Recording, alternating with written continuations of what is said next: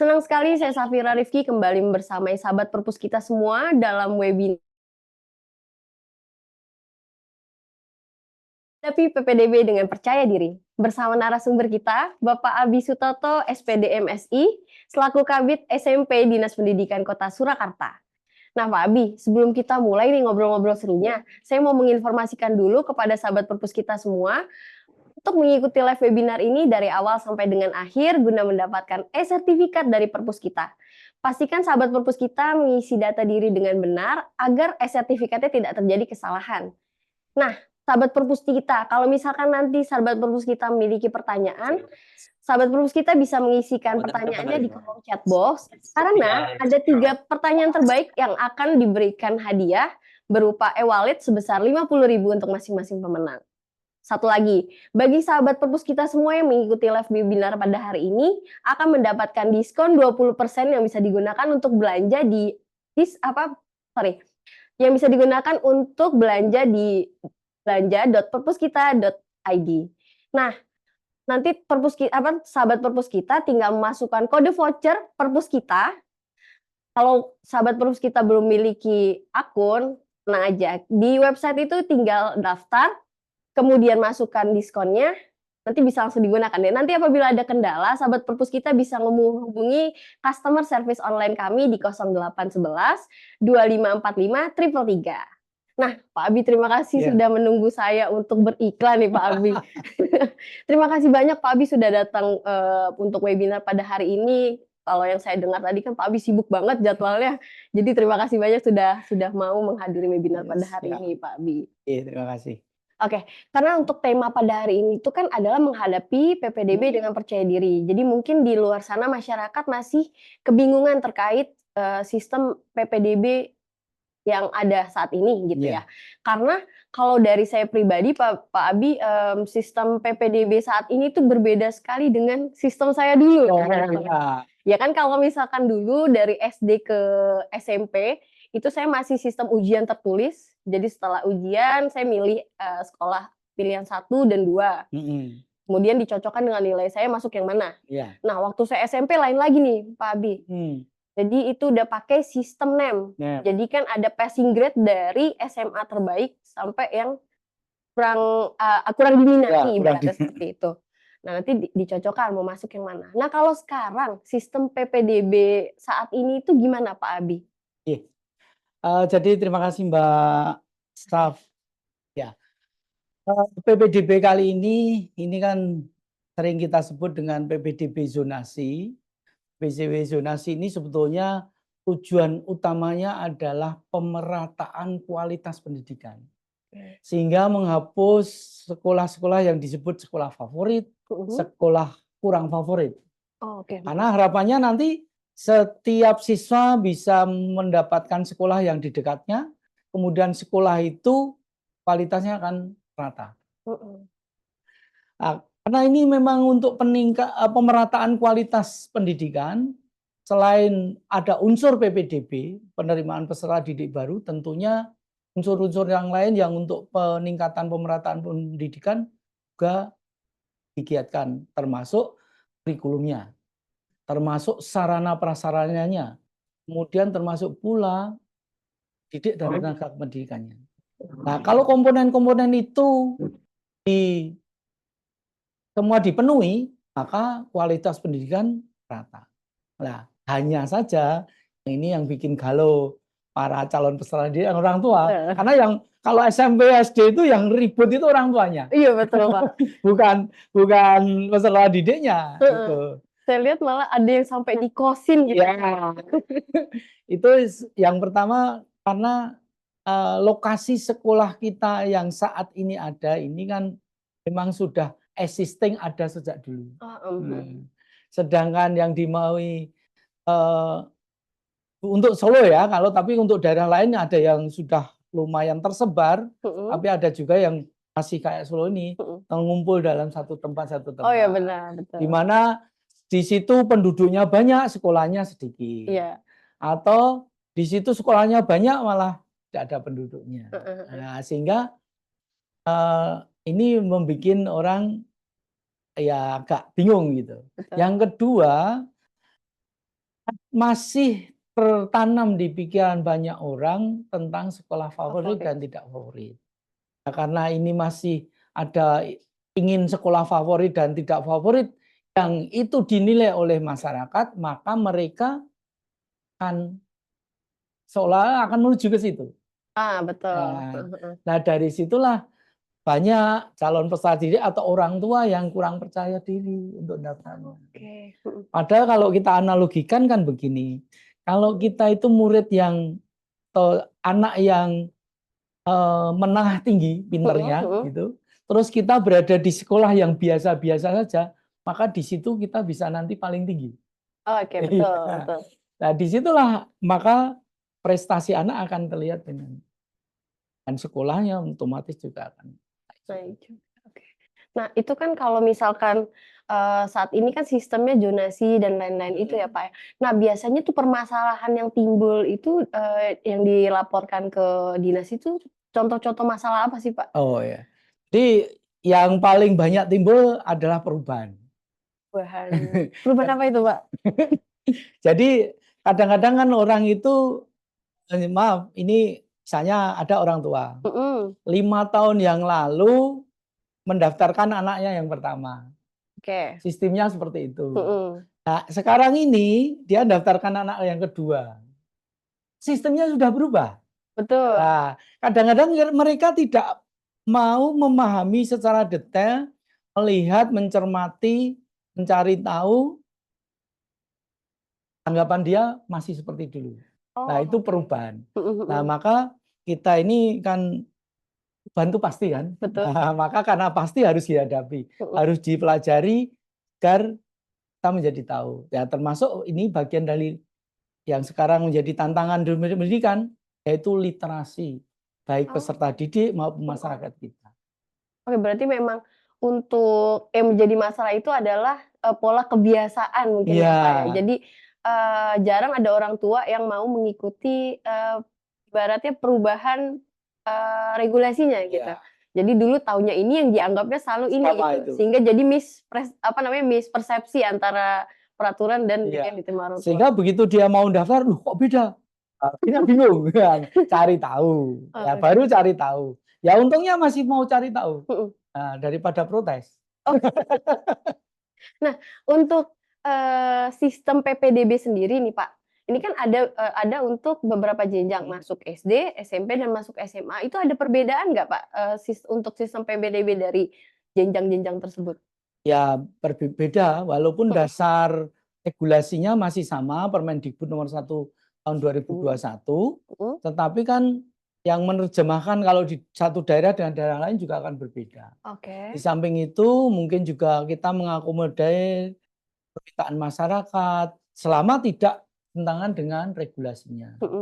Dan perlu diketahui, Kota Surakarta, Dinas Pendidikan Kota Surakarta hanya mengurus PPDB PAUD atau TK, SD, dan SMP.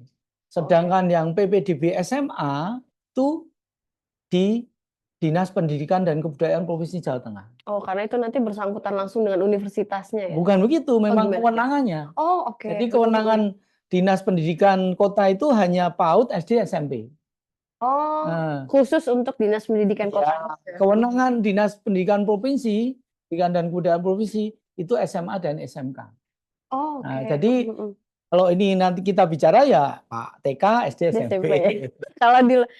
Kalau di luar itu tidak bisa ditanyakan ya sahabat Pupus kita, jenjang yang berlaku itu yang bisa diakomodir Pak Abi adalah jenjang PAUD, SD, dan SMP.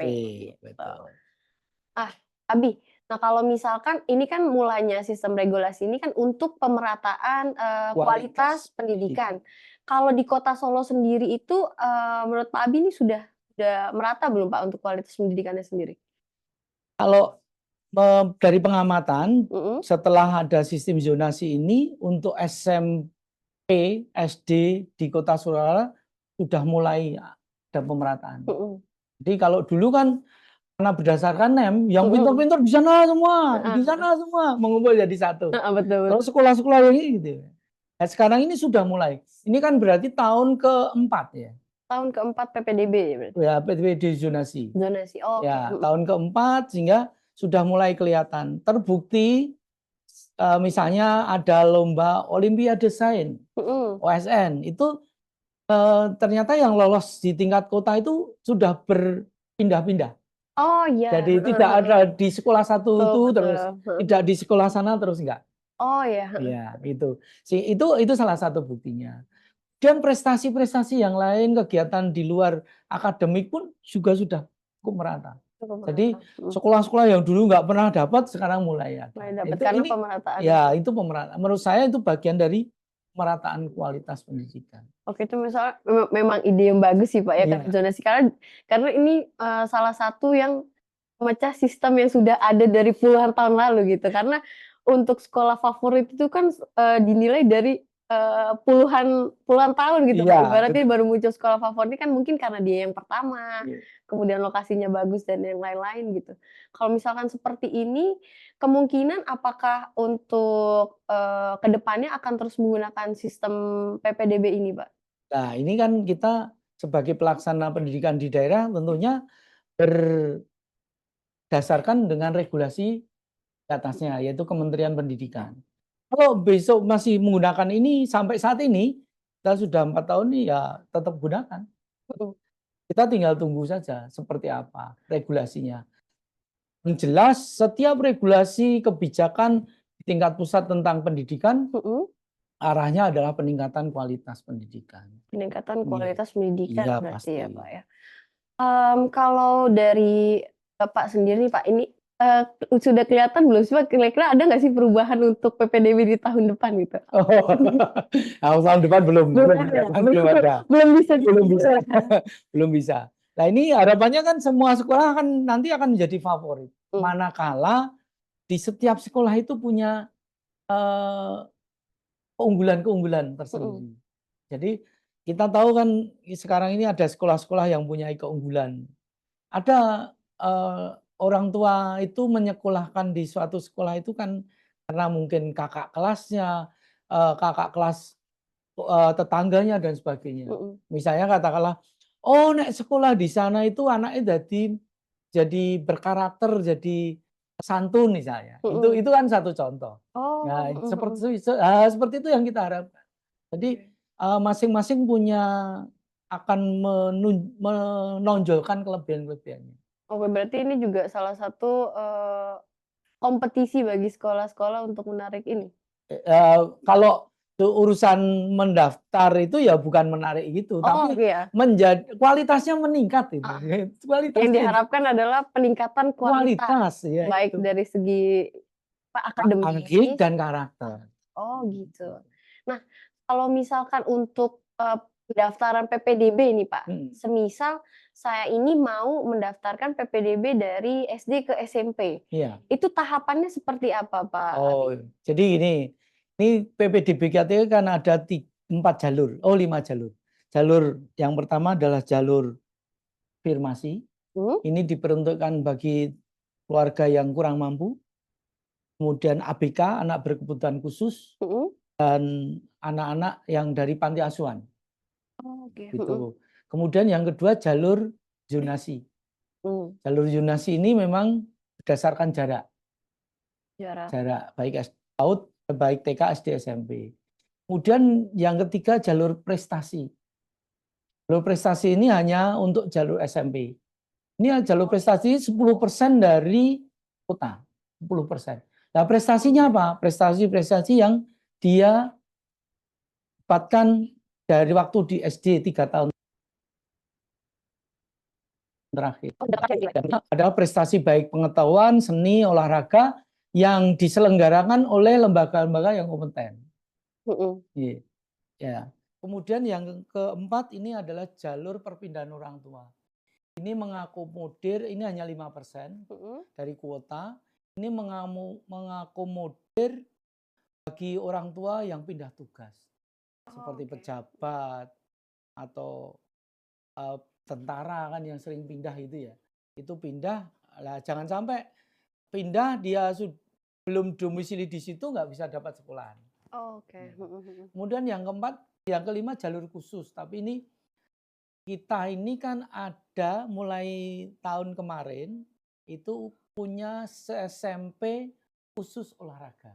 Oh ya, saya tahu itu di Iya. mana. Di mana di mana? Di dekat Mangkunegaran Iya, ya, Pak? betul. Saya Jadi kalau lewat gitu, ini bener nggak sih SMP olahraga gitu? iya, SMP ya. Karena kan biasanya keolahragaan itu kan mulai di S1 ya, Pak, ya, Iya, jurusan betul. olahraga gitu. SMP? Jadi di situ ada jalur khusus. Nah, saat ini yang sudah proses itu SMP khusus olahraga sudah, Mhm, karena di sana seleksinya pakai seleksi fisik keterampilan. Itu khusus, mmm, maka jalurnya khusus. mhm mhm. Nah, jadi tidak menggunakan nilai, tidak menggunakan jarak, tapi memang harus warga Kota Surakarta. Oke. Nah, kemudian yang kedua yang sudah adalah jalur afirmasi. Mmm, Yang ini sudah mulai daftar ulang, jalur afirmasi ini, dan jalur afirmasi ini ada 35% untuk SMP, 25% dari kuota SD. mhm mhm. Nah, kalau TK tidak ada. Ini jalur afirmasi ini juga sudah berjalan. Nah, yang nanti tanggal 8, 9, 10, 11, 12 Juli? Juli. Oh, pendaftaran dimulai di bulan ini ya? Iya, Oh, ya oke. kan tahun pelajaran tanggal 22 Juli. Iya maklum, Pak, saya belum punya anak, jadinya saya belum tahu untuk jadwal daftar ulang gitu. Iya, Mhm, itu tanggal 8 itu jalur zonasi, jalur heeh. prestasi, dan jalur perpindahan orang tua. Jalur zonasi, jalur prestasi, Prestasi dan dan jalur perpindahan orang perpindahan tua. orang tua di tanggal 5, 8, mulai 8, 8 pembuatan akun, mhm, kemudian 9, 10, 11, 12 verifikasi dan pendaftaran. oke, Ya, prosesnya semua itu memang ada tahapannya, ada tanggalnya sendiri-sendiri. mhm Yang pertama calon peserta didik itu harus membuat akun dulu. Akun. mhm. Akun ini dibuat secara online dari rumah bisa dengan mengunggah KK dan akte. Oh, mengunggah Hanya akta dan akta dan KK. akte. Karena apa? Data mereka sudah kita ambil dari data Dapodik Kementerian Pendidikan. Jadi kita aplikasi kita ini sudah ngeling dengan data Dapodik Kementerian Pendidikan, termasuk data Dapodik Kota Surakarta dan sekitarnya tentunya. Oke, Ya. Kemudian setelah mereka membuat akun, dia harus verifikasi, mhm, menunjukkan kebenaran identitasnya itu. oke Nah, verifikasi, setelah verifikasi dia akan mendaftar. oke, Nah, khusus untuk jalur prestasi setelah verifikasi dia harus mengunggah bukti. bukti piagamnya. Oh, oke, Bukti piagamnya di dalam akun itu untuk bisa mendaftar lewat jalur prestasi. prestasi. Oke. Nah, ini ada pertanyaan nih, Pak Hmm, Abi dari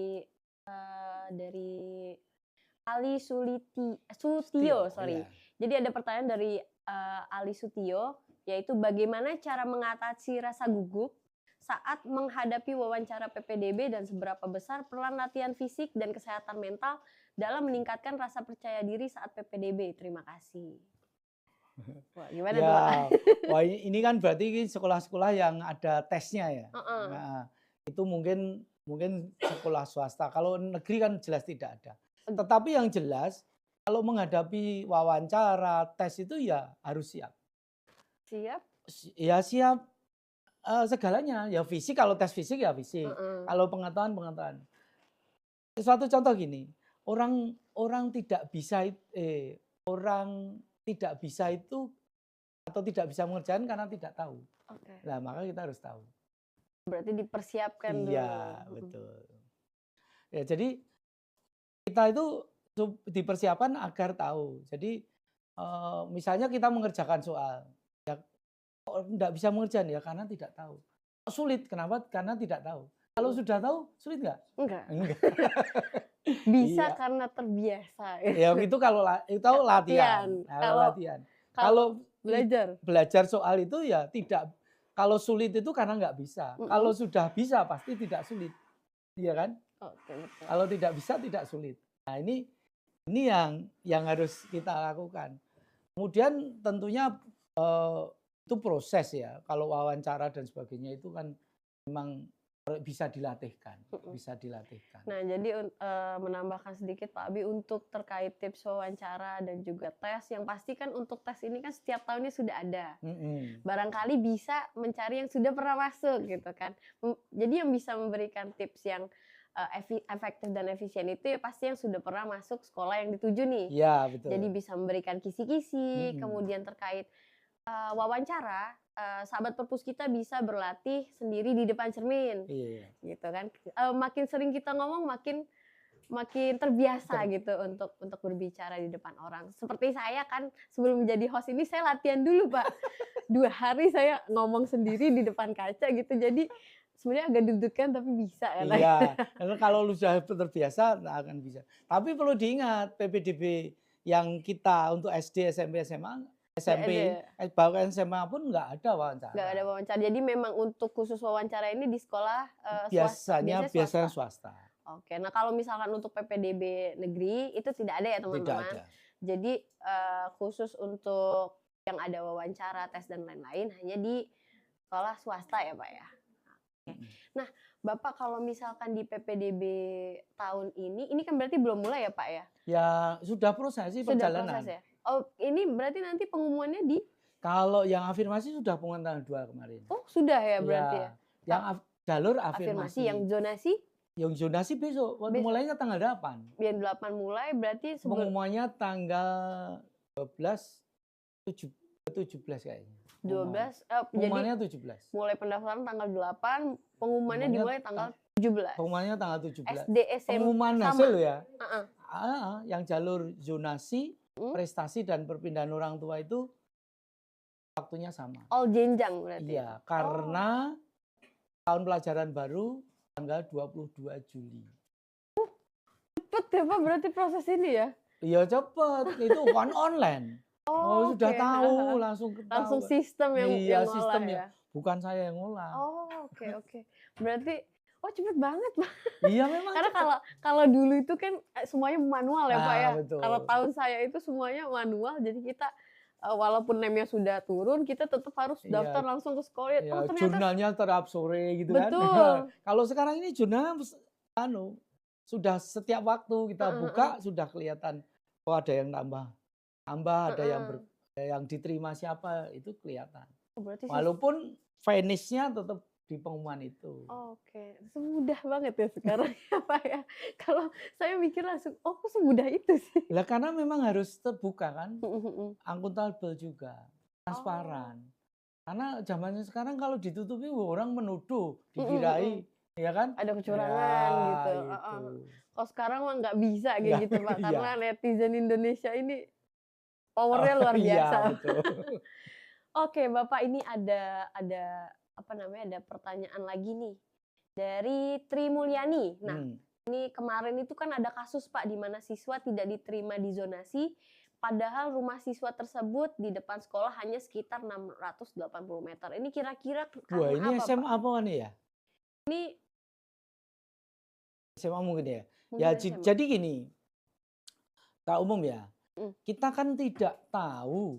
Misalnya tahun ini, tahun kemarin itu kan siswa yang calon peserta didik itu kan berubah-ubah kan? Betul. Ya. Misalnya di sekarang ini sekolah daya tampungnya katakanlah gamanya 100. 100 orang. 100 Oke. orang. Kebetulan ya penduduk sekitar sini yang jaraknya radiusnya 300 meter itu sudah 100 orang. Sudah penuh kan? Penuh, betul. Nah, di tahun berikutnya dilalai yang jarak 300 ini nggak ada murid lagi yang mau daftar karena 2 tahun kemarin. Nah, ternyata yang sejumlah 100 itu radiusnya bisa luas, lebih luas. 1 kilo misalnya. Gitu. Sehingga kita nggak bisa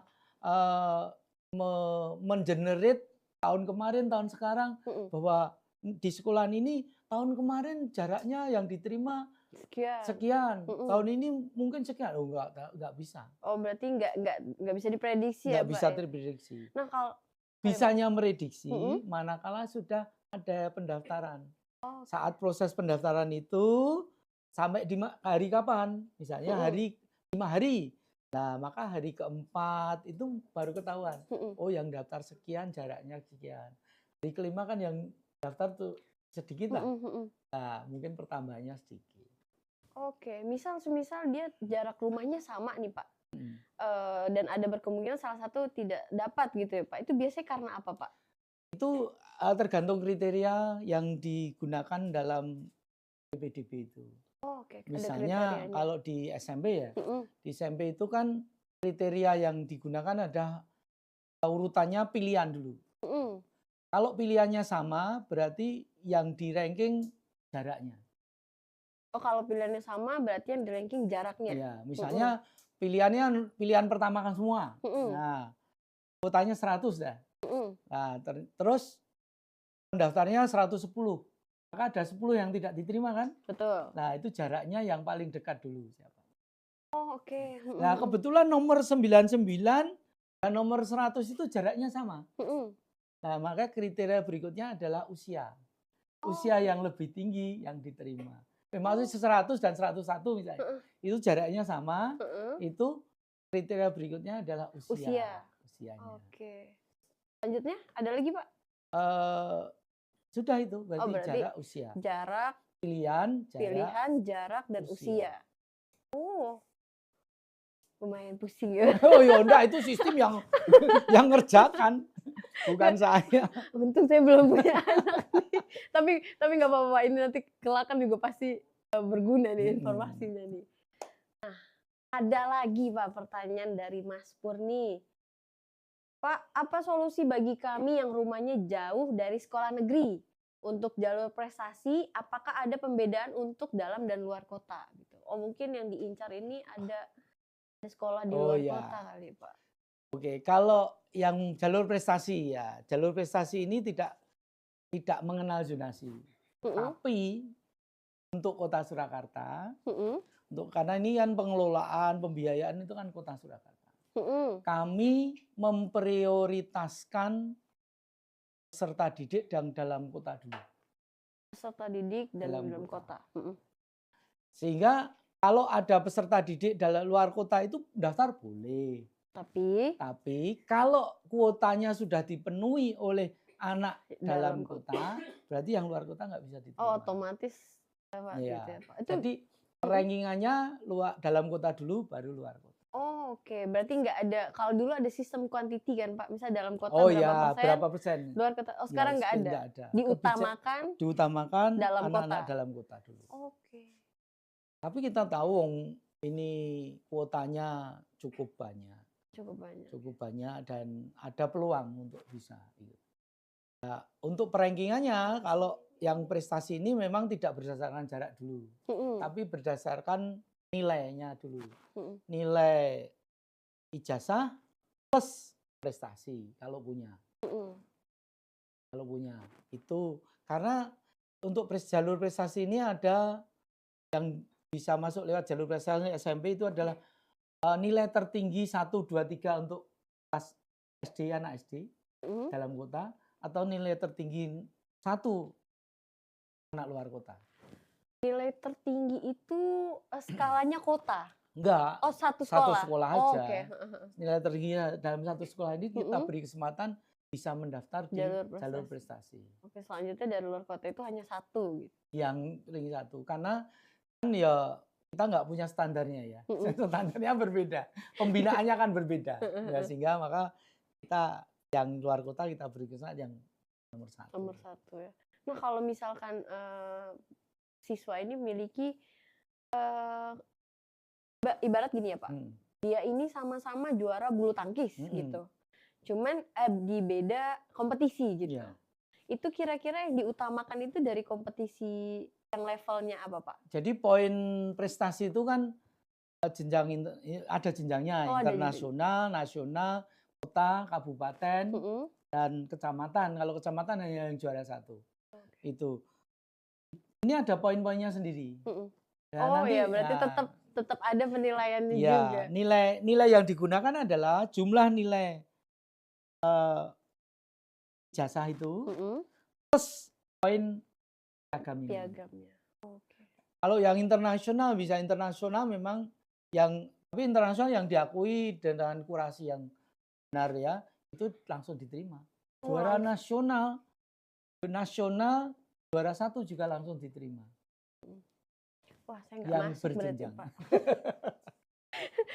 Kalau jalur prestasi saya nggak ada yang masuk kayaknya, Pak. Akademik nggak masuk, apa namanya, olahraga juga. Saya masuk sekolah apa dong kalau saya daftar ini, Pak? Nah, ada pertanyaan lagi, Pak. Dari Mbak Tri Mariani. Mau nanya nih, Pak Abi, ada tips atau strategi nggak yang dapat digunain untuk meningkatkan peluang anak saya di PPDB jalur prestasi jenjang SMP? Karena anak saya kalah di sistem zonasi. Oh, bukannya prestasi dulu baru zonasi ya, Bareng, Pak? bareng, Oh, bareng ya? bareng. Oh, oke.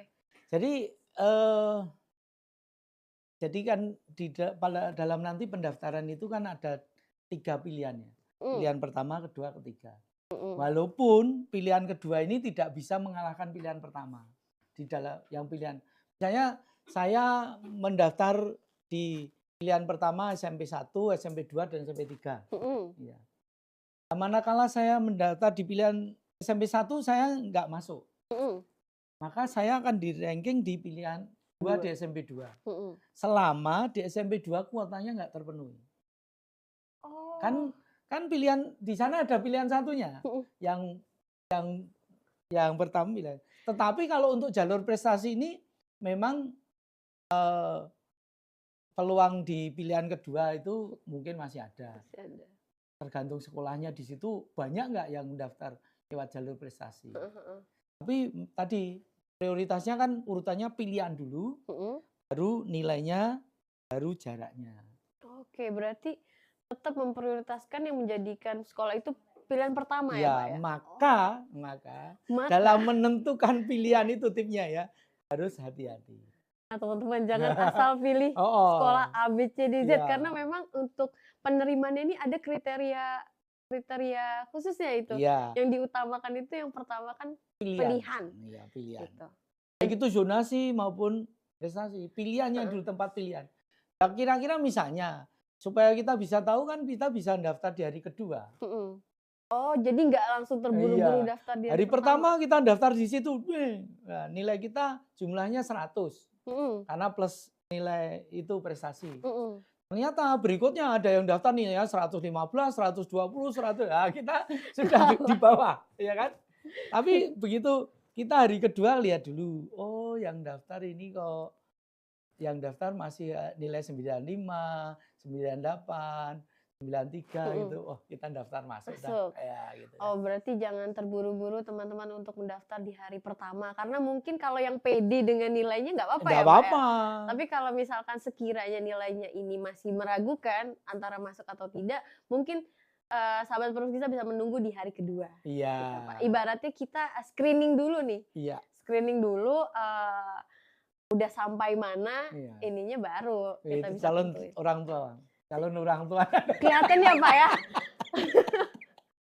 Saya calon orang tua. Oh iya, Pak. Strateginya kan. Iya, ini akan saya catat, Pak. Jadi nanti kalau anak saya sekolah, saya udah menentukan strateginya dulu nih. Betul.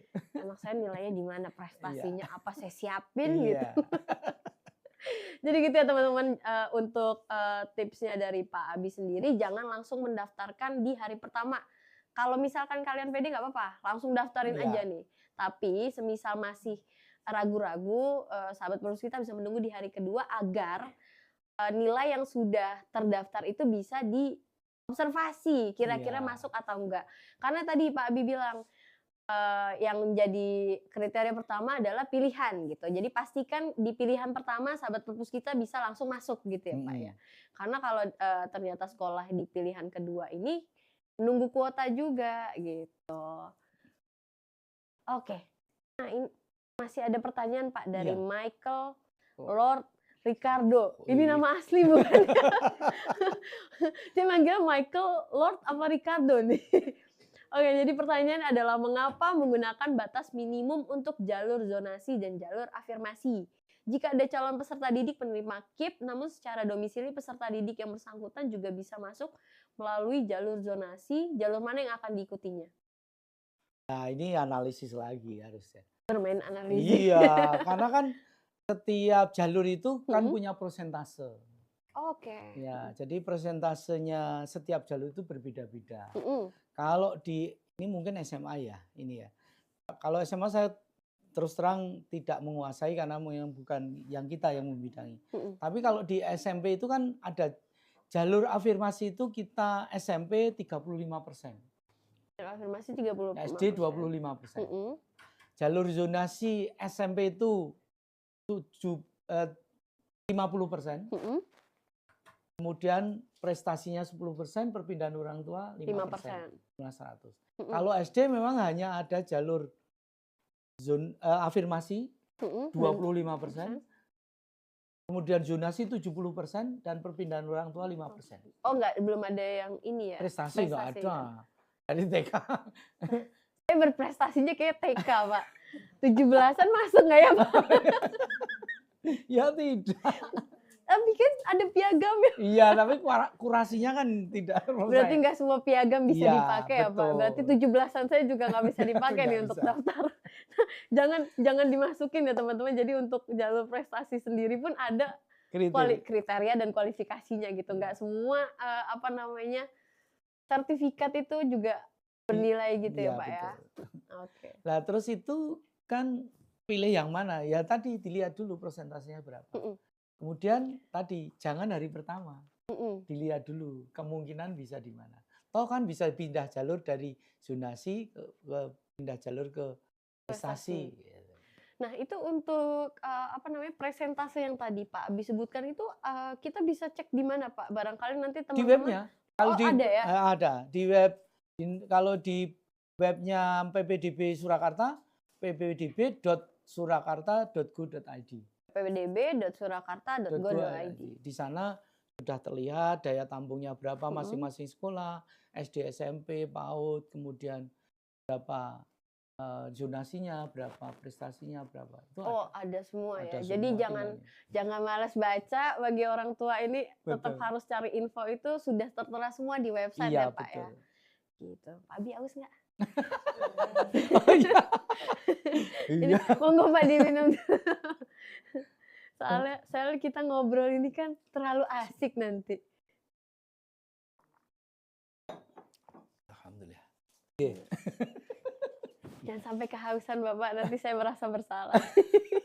Rasa narasumber kita kehausan teman-teman.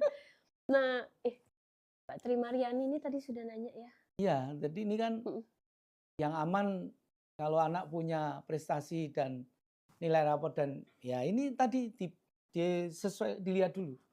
Oke, disesuaikan. Kan misalnya dari prestasi nilai rapor ya ternyata di sana paling rendah nilainya sekian. Nah ini masuk di dalam mana? Oh tengah, masih mungkin. Kalau sudah paling bawah ya daftar ya percuma nggak diterima. Nah kalau yang pilihan ketiga itu berapa Pak presentasi ininya? Ya, hampir mustahil nggak Pak? Ya bisa saja mustahil. Karena kan tadi biasanya pilihan pertama itu di sekolah-sekolah tertentu yang di situ penduduknya banyak. Sudah terisi pilihan pertama.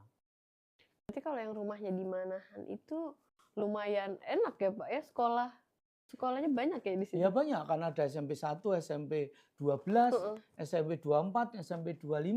Gitu. Kalau saya ngekos berarti belum masuk ya? Belum. Kecuali kakaknya pindah. Domisili itu dibuktikan dengan kakak berarti ya? Nggak bisa surat keterangan domisili. Nanti semua orang minta surat keterangan domisili, kacau nanti. Berarti memang untuk domisili harus dibuktikan dengan kakak. Kan kalau yang SMA itu harus kakak itu sudah menetap setahun di situ. Oh, gitu. Iya. Kalau yang tahun ini loh. Kemudian kalau anak itu dititipkan kepada saudaranya itu harus sudah 3 tahun di situ. Kakaknya menetapnya. Karena ini yang dulu ini bagian dari mengakomodir masyarakat kan. Ada orang yang tiba-tiba pindah situ kemudian sudah menjadi dekat. Sehingga seolah-olah di dekat sekolahan itu banyak anaknya. Padahal nggak ada yang tidur di situ. Nah itu, gitu ya, Pak? Ya maka ada ketentuan di Permendikbud itu ketentuannya setahun. 1 tahun. Iya. Dibuktikan dengan kakak tetap. Iya. Karena beberapa karena kan saya ngekos ya Pak ya, itu pun sudah ada anak SMA yang ngekos gitu Pak. Iya, tapi kan kakaknya mungkin nggak pindah. Mungkin nggak pindah ya? Iya. Makanya saya bilang, "Nih anak SMA kok sudah ngekos?" Oh ternyata karena sistem zonasi Iya, itu dia. mungkin dulu dititipkan di daerah situ dulu. Oh ya, prosesnya gitu Kakak. Padahal bikin Kakak itu juga agak rumit ya, Pak, ya? Kalau dulu. Dulu. Oh sekarang udah juga? Iya. Oke. Sekarang kan serba online ya. Heeh. Jadi pelayanan utama. Aduh, saya kayak ketinggalan zaman nih, Pak Abi. Nggak relate Iya. sama sekarang. Ya. Ada pertanyaan lagi, Pak Abi, dari Jeffrey Prata. Berapa usia masuk TK, SD, SMP, dan SMA saat PPDB? Dan bagaimana rekomendasi dari Bapak Menteri Pendidikan keluarkan aturan ini? Terima kasih. Oh ya, oke. Jadi untuk usia TK itu kan usia ada usia 4, 5 tahun, terus 5, 6 tahun. Oke. Ya. Artinya nanti setelah 6 tahun baru lulus TK. Karena di SD itu regulasinya untuk anak SD itu usia 7 tahun ke atas harus diterima di SD itu. Ini Permendikbud loh ini yang begini. Permendikbud ya. Yang kita akomodir. Kemudian anak yang usianya 6 tahun sampai 7 tahun itu kita kalau dalam zonasi ya tetap jarak. Oke. Tapi kalau usianya kurang dari 6 tahun, 5,5 sampai 6 tahun, ini sebenarnya kan belum bisa masuk SD. Kalau dia memaksakan diri masuk SD, dia harus di asesmen kesiapan belajar. Oh, ada tahapan asesmennya juga? Iya. Jadi asesmen kesiapan belajar. Anak ini siap nggak belajar? Kemarin kita punya semacam UPT PLDPI itu yang mengasesmen itu. Kemarin ada 35 yang ikut asesmen kesiapan belajar itu. Dari 35 itu ada 4 yang siap. Hanya 4? Iya, karena memang itu rumus itu. Jadi kalau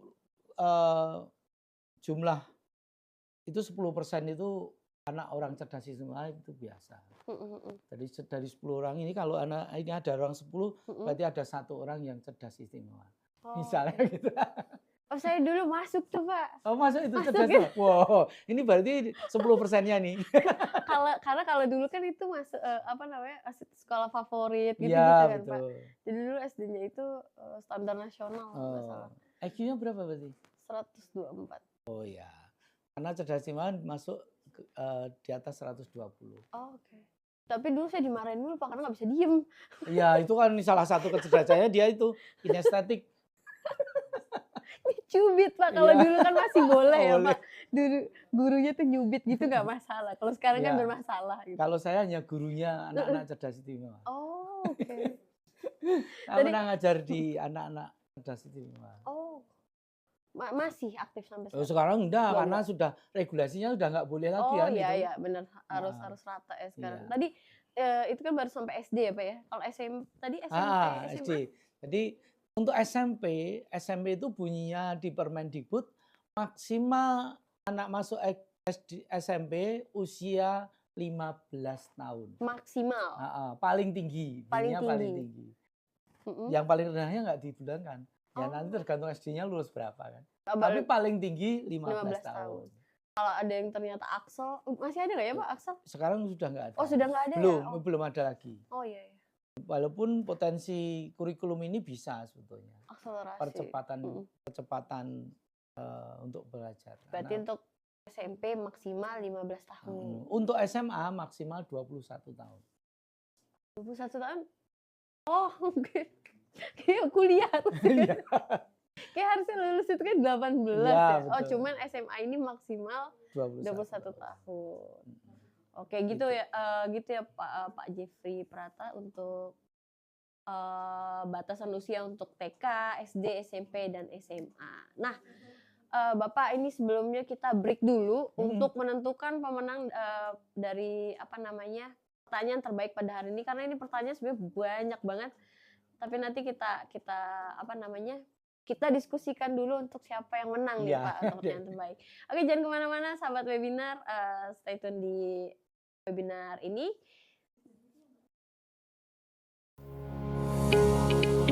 Apakah Anda pernah dengar tentang perpustakaan berjalan?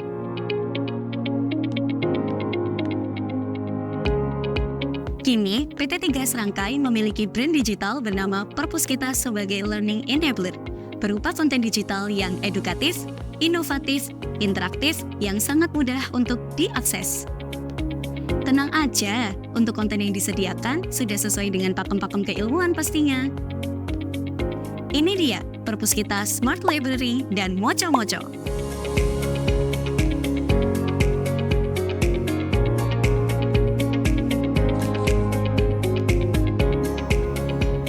Perpuskita Smart Library merupakan platform perpustakaan digital yang dapat diakses oleh sekolah, perpustakaan konvensional, instansi pemerintahan, atau korporasi swasta, hingga komunitas dan desa melalui desktop, Android, dan iOS. Sehingga memudahkan untuk diakses dimanapun dan kapanpun. Tidak perlu khawatir dengan jumlah buku yang terbatas, karena di Perpuskita Smart Library memiliki lebih dari 5.700 koleksi yang bisa dinikmati, mulai dari e-book, e-book interaktif, video pembelajaran, hingga e-learning.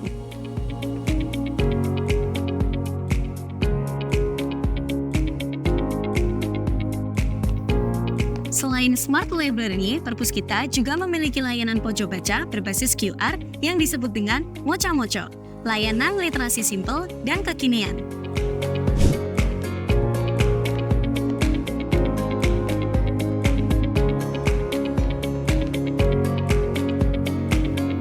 Tidak perlu mengunduh aplikasi, cukup dengan scan QR saja kalian langsung bisa mengakses Moco-Moco, yang pastinya nggak bakal bikin kamu bosan, karena tersedia ribuan konten umum dan layanan add-on untuk majalah dan koran digital.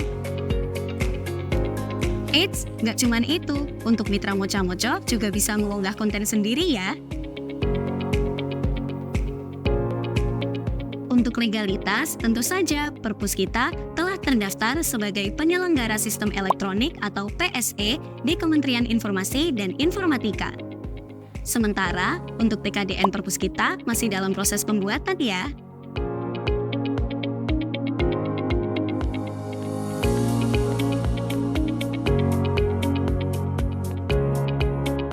Perpuskita memiliki 7.000 mitra aktif dan 250.000 lebih pengguna aplikasi yang tersebar di seluruh Indonesia. Karena keunggulan dari Perpuskita yang sangat menguntungkan dan memudahkan bagi para pengguna. Dengan ribuan konten, jaminan penuh kelancaran operasional, sistem otomatis, biaya investasi yang sangat kecil, dan satu lagi, 100% bebas biaya perawatan.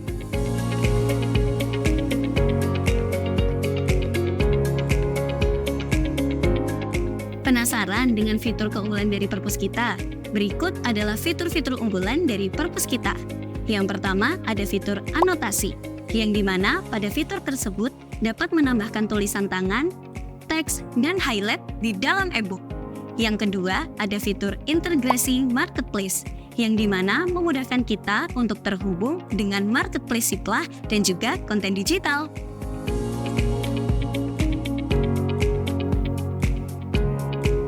Ingin mengetahui analisa penggunaan perpustakaan?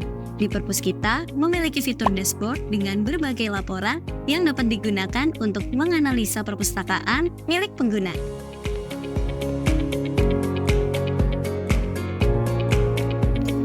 Konten interaktif berupa video, audio, kuis, dan game sangat lengkap dan tak terbatas, karena bersifat multi-platform yang dapat dioperasikan di mana saja dengan berbagai device. Kalau tidak ada internet, aman. Di Perpuskita memiliki offline mode yang dapat digunakan untuk membaca buku di mana saja dan kapan saja. Perpuskita juga dapat menyesuaikan tampilan dan aturan peminjaman sesuai kemauan pengguna tanpa batasan anggota. Soal keamanan tidak perlu diragukan lagi, karena di Perpuskita memiliki 3 sistem keamanan yang gak main-main, Di antaranya ada Digital Rights Management Protect. Jadi, sistem ini berfungsi untuk melindungi semua konten digital yang ada di perpus kita. Lalu, ada Secure Data Center. Jadi, server perpus kita berada di Google Data Center Indonesia yang terjamin data keamanannya. Yang terakhir, ada Encrypt atau sistem enkripsi. Jadi, file yang di-download ke perangkat akan terkonversi menjadi kode rahasia.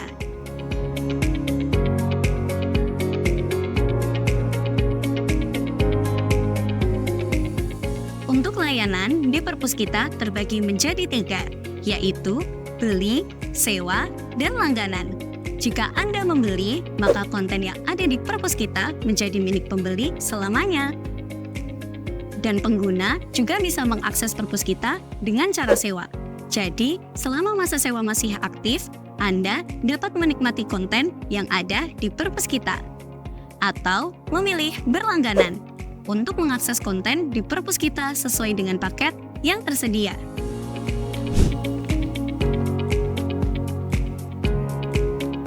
Bicara soal konten, di perpus kita ada banyak jenis konten.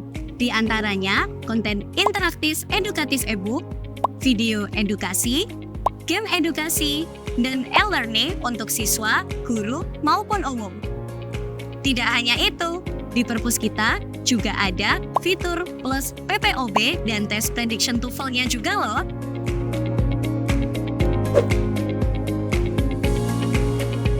Penasaran dengan paket dan ketentuannya? Mari kita bahas. Di Smart Library ada paket basic dan premium. Untuk paket basic 100% gratis ya. Dan untuk premium mulai dari 500.000 sampai 1 juta rupiah aja. Sedangkan di Mocha ada 3 jenis paket, yaitu aktif, smart, dan digital. Dengan harga terjangkau mulai dari 100.000 sampai 500.000 aja.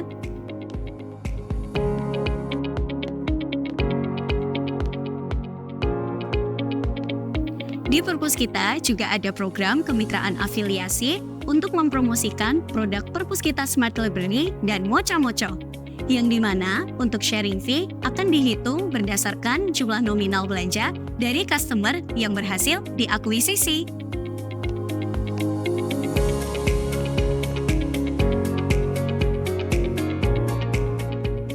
Jadi gimana? Tertarik belajar bersama perpus kita? Langsung aja follow dan hubungi kontak di bawah ini ya. Terima kasih, sampai jumpa.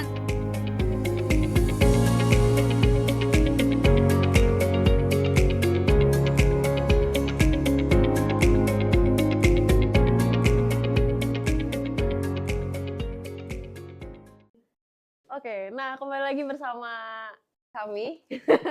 Kita sudah jadi tim ya Pak, jadi kembali lagi bersama kami di webinar Perpus Kita Talk yang ke-36. Kami sudah berdiskusi terkait pemenang Pertanyaan. Oke. Jadi kita sudah memilih 3 orang pemenang pertanyaan. Nanti sebelum sebelum sesi ini selesai, jangan lupa teman-teman untuk mengisi link absen di perpus.in/absensi Perpus Kita Talk ke-36. Di kolom komentar sudah dipin, admin? Oke, sudah. Nah, jangan lupa teman-teman, sahabat Perpus kita semua untuk mengisi link absen, karena nanti sertifikatnya ditulis dari sana, gitu ya Pak ya. Jadi ini yang mau nyebutin pemenang saya apa Pak Abi nih? Satu-satu aja ya Pak, nanti satu-satu ya. Iya.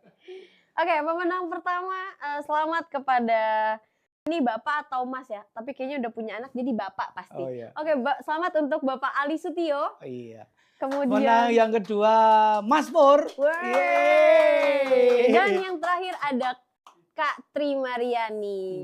Oke, nanti masing-masing pemenang jangan lupa menghubungi kami di 0811 2545 333.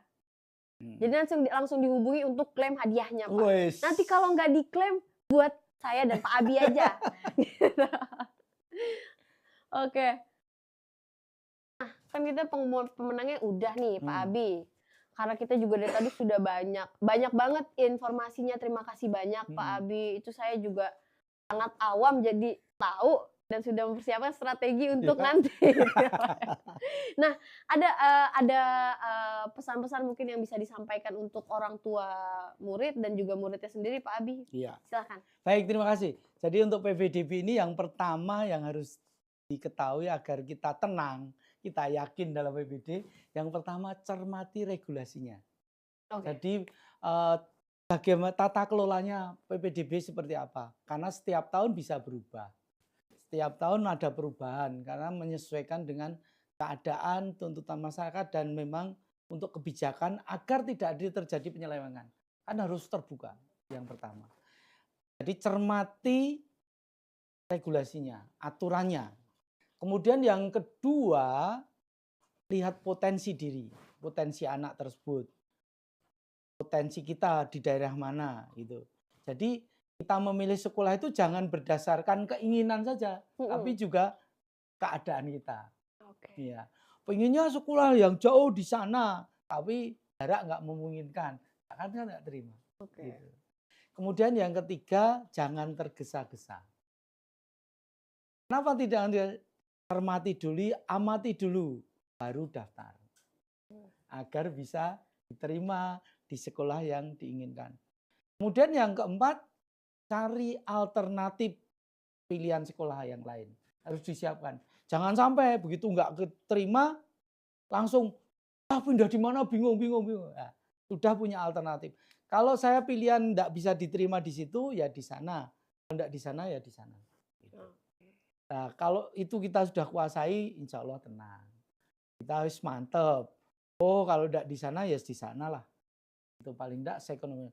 Karena dengan sistem zonasi itu kita ingin kualitas pendidikan, khususnya di Kota Surakarta, merata. Sehingga semua pendidikan baik, semua menjadi sekolah favorit, semua menjadi sekolah berprestasi. Terima kasih. Oke, terima kasih banyak Pak Abi. Ingat, PPDB itu bukan cuma ajang pendaftaran sekolah, tapi juga ajang menentukan strategi. Gitu. Nah, jangan lupa teman-teman yang sudah mengikuti webinar pada hari ini bisa mengklaim voucher di website belanja.perpuskita.id. Nanti teman-teman semua bisa dapat diskon 20% langsung di check out gitu. Nah, jangan lupa absen teman-teman, nanti jadi nggak sayang teman-teman sudah mengikuti webinar ini dari awal sampai akhir tapi malah nggak dapat sertifikat, kan sayang gitu. Jadi jangan lupa untuk absen, linknya sudah disiapkan admin di chat box. Kemudian Pak Abi, terima kasih banyak sudah mau datang di webinar ini. Ini rame banget yang bertanya Bapak dan sangat membantu orang tua murid yang sedang mempersiapkan PPDB gitu ya Pak ya, karena mungkin banyak yang masih awam, banyak yang juga bingung ini mau gimana, mungkin juga ada orang tua yang baru pertama kali gitu mendaftarkan anaknya gitu. Terima kasih banyak Pak Abi, jangan kapok untuk kami undang ya Pak ya. Karena ini sangat oke deh Pak, barangkali tahun depan kita bisa ngobrol lagi terkait PPDB, barangkali ada regulasi. Mungkin yang lain-lain juga boleh. Oh, yang lain-lain juga boleh ya Pak ya? Iya kan, yang penting berkaitan dengan pendidikan. Oke. Nah, teman-teman yang tadi melewatkan webinar Perpuskita Talk ke-36 ini bisa bisa menonton siaran ulangnya di YouTube kami di perpuskita.id. Jadi perpuskita.id di YouTube-nya. Oke, terima kasih sahabat Perpuskita semua yang sudah menonton webinar pada hari ini. Kurang lebihnya juga saya mohon maaf ya Pak Abi ya kalau ada salah kata dan salah kata dan perbuatan gitu. Saya baru nggak berbuat apa-apa juga tapi saya minta maaf aja. Oke, terima kasih semuanya yang sudah hadir. Saya tutup untuk webinar pada hari ini. Perpuskita Beyond Digital Library. Bye bye.